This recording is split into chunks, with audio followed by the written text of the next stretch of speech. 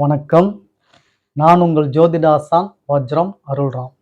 உறவுகளே, 23 ஏப்ரல் 2026 நாளான இன்று தங்களது வாக்குரிமையை தவறாமல் செலுத்திய அத்தனை நல் உள்ளங்களுக்கும் நன்றியையும் வாழ்த்துக்களையும் சொல்லிக்கொண்டு இன்றைய பாடத்திட்டத்தை நாம் பார்க்க செல்லலாம். உறவுகளே, கடந்த 2 நாட்களாக நட்சத்திரங்களை பற்றி பார்த்து கொண்டிருக்கிறோம். அதனுடைய தொடர்ச்சியை இன்று நாம் காணலாம். பகுதி 10.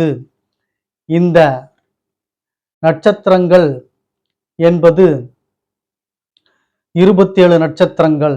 இதில் மேலோட்டமாகவும், அதாவது குறுக்கிலும் நெடுக்கிலும் உங்களை மனனம் செய்ய சொல்லியிருந்தேன். அஸ்வினி முதல் ஆயில்யம் வரை, மகம் முதல் கேட்டை வரை, மூலம் முதல் ரேவதி வரை. நெடுக்கிலும் நீங்கள் எடுத்துக்கொண்டீர்கள் என்றால் அஸ்வினி, மகம், மூலம், பரணி, பூரம், பூராடம். இப்படி குறுக்கிலும் நெடுக்கிலும் உங்களை மனனம் செய்ய சொல்லியிருந்தேன். மாணக்கர்களாகிய நீங்கள் அதை நன்கு மனனம் செய்திருப்பீர்கள் என்ற நம்பிக்கை எமக்கு உள்ளது. அது மட்டுமல்ல, தசா வருடங்கள் எந்த நட்சத்திரத்திற்கு எந்த கிரகம் அதிபதியாக வருகிறார், அவரின் தசா ஆண்டு எவ்வளவு, இதையும் நீங்கள் மனனம் செய்து வைத்து கொள்ள வேண்டும். இதை நீங்கள் மனனம் செய்து வைத்திருப்பீர்கள் என்ற நம்பிக்கையில் நாம் பாடத்திட்டத்திற்குள் செல்லலாம். நட்சத்திரங்களின் தன்மைகளும் பலன்களும் இன்று நாம் பார்க்க இருக்கிறோம். நாம் பதிவுக்குள் செல்வதற்கு முன்னால் உறவுகளே, புதிதாக ஜோதிட வகுப்பு பயில வரும் மாணவர்கள் நீங்கள் இருந்தீர்கள் என்றால், புதிதாக நமது சேனலை பார்த்து கொண்டிருக்கும் உறவுகளாக நீங்கள் இருந்தால், நீங்கள் உங்கள் நண்பர்கள், அக்கம் பக்கத்தில் உள்ள உறவுகள், சொந்தங்கள், பந்தங்கள் அனைவரிடத்திலும் நமது சேனலை எடுத்துச் சொல்லி அவர்களையும் சப்ஸ்கிரைப் செய்ய சொல்லுங்கள் உறவுகளே. காரணம், நாம் ஸ்ரீ ஜெயகௌரி ஜோதிடாலய நிறுவனம் ஒன்றை நடத்தி கொண்டு வருகிறோம். அந்த நிறுவனத்தின் வழியாக இல்லாதவர்களுக்கும் இயலாதவர்களுக்கும் ஏழை எளியவர்களுக்கும் நம்மால் முடிந்த உதவிகளை செய்து கொண்டு வருகிறோம். அது மட்டுமல்லாமல் இறைத்தொண்டு, ஆலயப்பணி, ஹோமம் வளர்ப்பது, வேலி வளர்ப்பது, இது போன்ற நிகழ்வுகளையும் நாம் செய்து கொண்டிருக்கிறோம்.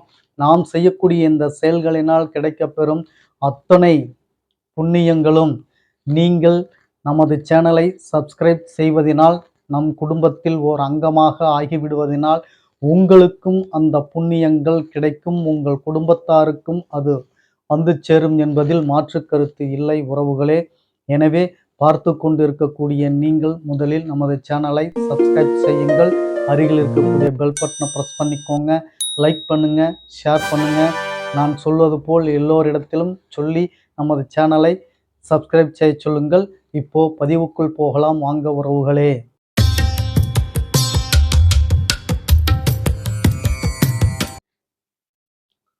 உறவுகளே, நட்சத்திரங்கள் என்பது ஜோதிட சாஸ்திரத்தில் மிக சிறப்பு வாய்ந்தது. நட்சத்திரங்கள் இல்லை என்றால் ஜோதிட சாஸ்திரம் என்பது இல்லை என்று சொல்வதற்கு ஒன்றும் வியப்பில்லை. அதேபோல் இந்த நட்சத்திரங்கள் நாம் இதுவரை பார்த்து கொண்டிருந்தோம். எப்படி இந்த நட்சத்திரங்கள் உதவுகிறது, இந்த நட்சத்திரத்திற்கு அதிபதிகள் யார், அந்த அதிபதியோட தசா வருடம் என்ன, காலற்ற உடலற்ற தலையற்ற நட்சத்திரங்கள் எது, அதே போல இந்த நட்சத்திரத்திற்கு குணங்கள், இந்த நட்சத்திரத்திற்கு தன்மைகள் அப்படின்னு சொல்லி இருக்கு.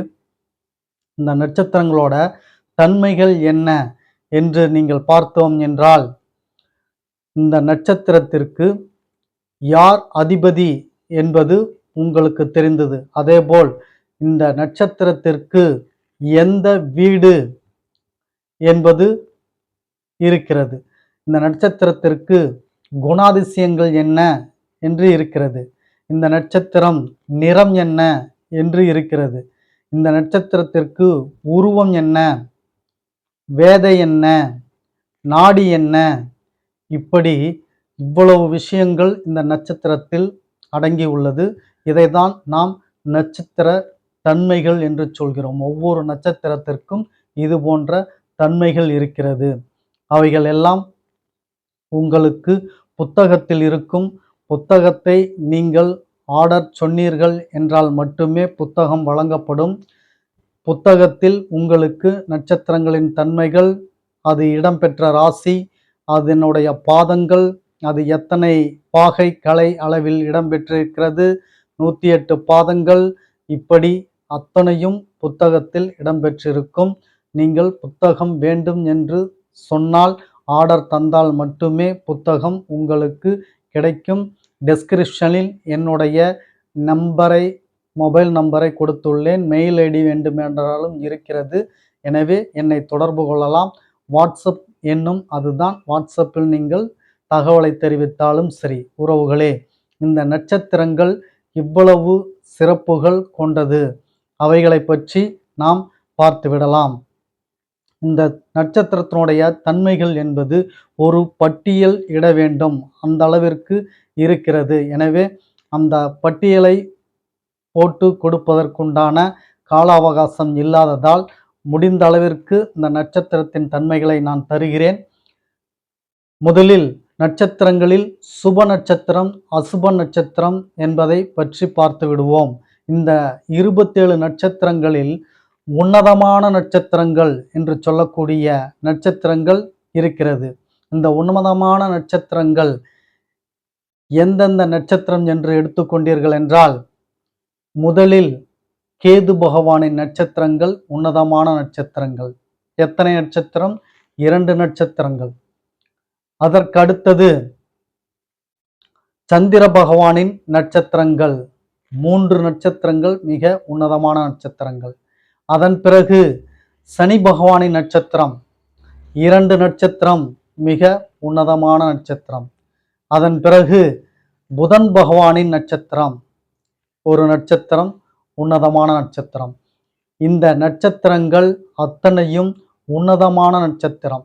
நீங்கள் ஒரு சுபகாரியங்கள் குறிக்கும் பொழுது, நாள் குறிக்கும் பொழுது, அதாவது ஒரு முகூர்த்த தேதியை நீங்கள் குறிக்கிறீர்கள் என்று வைத்துக்கொண்டால், அதில் யோகம், கரணம், அமிர்தாதி யோகம் இப்படியெல்லாம் பார்க்க வேண்டும். இதில் சில யோகம் இல்லை என்றாலும், கரணம் இல்லை என்றாலும், இந்த உன்னதமான நட்சத்திரங்கள் இருக்கக்கூடிய நாளாக இருந்துவிட்டால் அந்த யோகம், கரணம் என்பது சுபத்துவம் வாய்ந்ததாக இருக்க வேண்டும் என்ற அவசியம் இல்லை. இந்த உன்னதமான நட்சத்திரம் அமைந்துவிட்டால் போதும். அந்த நாள் சுப நாட்களாக நீங்கள் தைரியமாக குறித்து கொடுங்கள். அருள்ராம் ஐயா சொல்கிறேன். அந்த அளவுக்கு மிக உன்னதமான நட்சத்திரங்கள் இந்த நட்சத்திரங்கள். என்னென்ன நட்சத்திரங்கள் என்று பார்த்தோம் என்றால், கேது பகவானின் அஸ்வினி, மூலம், இந்த 2 நட்சத்திரமும் மிக உன்னதமான நட்சத்திரம். சந்திர பகவானின் ரோகிணி, அஸ்தம், திருவோணம் 3 நட்சத்திரமும் மிக உன்னதமான நட்சத்திரம். பகவானின் அனுஷம், உத்திரட்டாதி மிகவும் சிறப்பு வாய்ந்த உன்னதமான நட்சத்திரம். புதன் பகவானின் ரேவதி நட்சத்திரம் மிக சிறப்பு வாய்ந்த உன்னதமான நட்சத்திரம். இந்த நட்சத்திரங்கள் சுபத்துவமான நட்சத்திரங்கள். இந்த நட்சத்திரத்தில் நான் சொன்னது போல யோகம், கரணம், நாமயோகம், அமிர்தாதி யோகம் இதில் ஏதேனும் குறைபாடுகள் இருந்தாலும், இந்த நட்சத்திரங்கள் மட்டும் இருந்துவிட்டால், ஏதேனும் ஒரு நட்சத்திரங்கள் அமைந்துவிட்டால் அதை நீங்கள் சரி செய்ய வேண்டிய அவசியமே இல்லை. இந்த நட்சத்திரத்தின் சுபத்துவம் உங்களுக்கு அதையெல்லாம் சரி கட்டி அந்த நாளை சுபத்துவ நாளாக கொடுத்துவிடும். அவ்வளவு உன்னதமான நட்சத்திரங்கள் இந்த நட்சத்திரங்கள். ஆனால் எல்லாமே சுபமாக இருந்துதான் நீங்கள் சுப முகூர்த்த நாளை குறிக்க வேண்டும். அது வேறு விஷயம். ஒரு உதாரணத்திற்காக சொல்கிறேன். அந்த அளவுக்கு இந்த நட்சத்திரங்கள் உன்னதம் வாய்ந்தது என்று சொல்கிறேன்.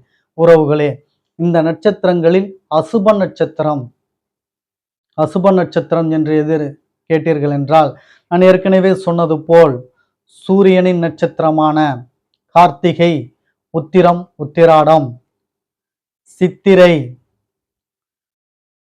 அதேபோல் திருவாதிரை, அது மட்டும் அல்லாமல் உங்களுக்கு அவிட்டம், கேட்டை, இந்த நட்சத்திரங்கள் எல்லாம் அசுப நட்சத்திரத்தில் சாருகிறது. இதை இல்லாமல் மீதமுள்ள இருக்கக்கூடிய நட்சத்திரங்கள் மத்தியமமான நட்சத்திரங்கள் என்று சொல்வார்கள். பாதி சுபத்துவமும் பாதி அசுபத்துவமும் கலந்ததுதான் மத்தியமமான நட்சத்திரம். மேலே சொன்னது சுப நட்சத்திரங்கள் என்பது முழு சுப நட்சத்திரம். கீழே சொன்னது அசுப நட்சத்திரம் என்பது முழு அசுப நட்சத்திரம். இப்பொழுது சொன்னது இடைப்பட்டது மத்தியம நட்சத்திரங்கள். இந்த சுப நட்சத்திரமும் அசுப நட்சத்திரமும் போக மீதமுள்ள அத்தனை நட்சத்திரங்களும் உங்களுக்கு அசுப நட்சத்திரம், அதாவது மத்தியம நட்சத்திரமாக உங்களுக்கு கருதப்படுகிறது. இந்த மத்தியம நட்சத்திரத்தில் என்னென்ன செய்யலாம் என்று இருக்கிறது, அது போன்ற நிகழ்வுகள் எல்லாம் உங்களுக்கு பலாபலன் எடுக்கக்கூடிய காலகட்டத்தில் சொல்லித் தருகிறேன் உறவுகளே. இப்பொழுது நீங்கள் இந்த நட்சத்திரத்தினுடைய சுப நட்சத்திரங்கள் அசுப நட்சத்திரங்கள் இன்று தெரிந்து கொண்டீர்கள்.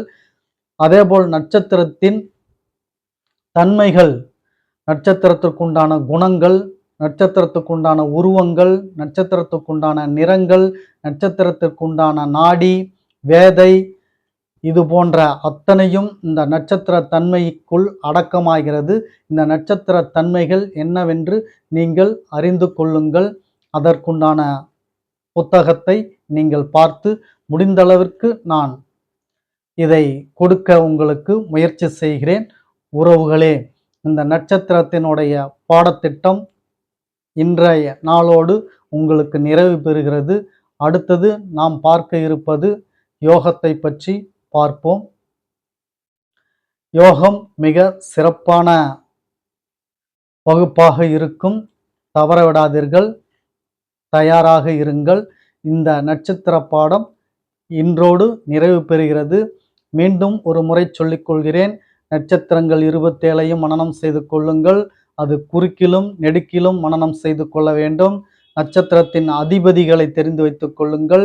அந்த அதிபதிகளின் தசா வருடம் தெரிந்து கொள்ளுங்கள். இம்சோத்ரி வருடத்தை தெரிந்து கொள்ளுங்கள். நட்சத்திரத்தின் தன்மைகள் நான் தருகிறேன், அதையும் தெரிந்து கொள்ளுங்கள். அதேபோல் நட்சத்திரத்தில் சுப நட்சத்திரம், அசுப நட்சத்திரம், மத்தியம நட்சத்திரம் தெரிந்து கொள்ளுங்கள். நட்சத்திரங்கள் எந்தெந்த ராசியில் எந்தெந்த நட்சத்திரங்கள் இருக்கிறது, இடம்பெறுகிறது என்று தெரிந்து கொள்ளுங்கள். ஒரு நட்சத்திரத்தினுடைய அளவு எவ்வளவு, ஒரு நட்சத்திரத்தின் 4 பாதங்களாக பிரித்த அந்த 4 பாதத்தில் ஒரு பாதத்தின் அளவு எவ்வளவு, இவ்வளவு விஷயங்களும் நான் உங்களுக்கு கொடுத்துள்ளேன். அவ்வளவையும் நீங்கள் மனனம் செய்து வைத்துக் கொள்ள வேண்டும். முறையாக அதை பின்பற்ற வேண்டும். நான் கேட்கும் பொழுது நீங்கள் அதை எமக்கு சொல்ல வேண்டும். உறவுகளே, இன்றைய பாடத்திட்டம் உங்களுக்கு சிறப்பாக இருந்திருக்கும் என்று நம்புகிறேன். மீண்டும் அடுத்த பதிவில் உங்களை சந்திக்கும் வரை உங்களுக்கு நன்றி, வணக்கம் சொல்லிக்கிறேன் உறவுகளே.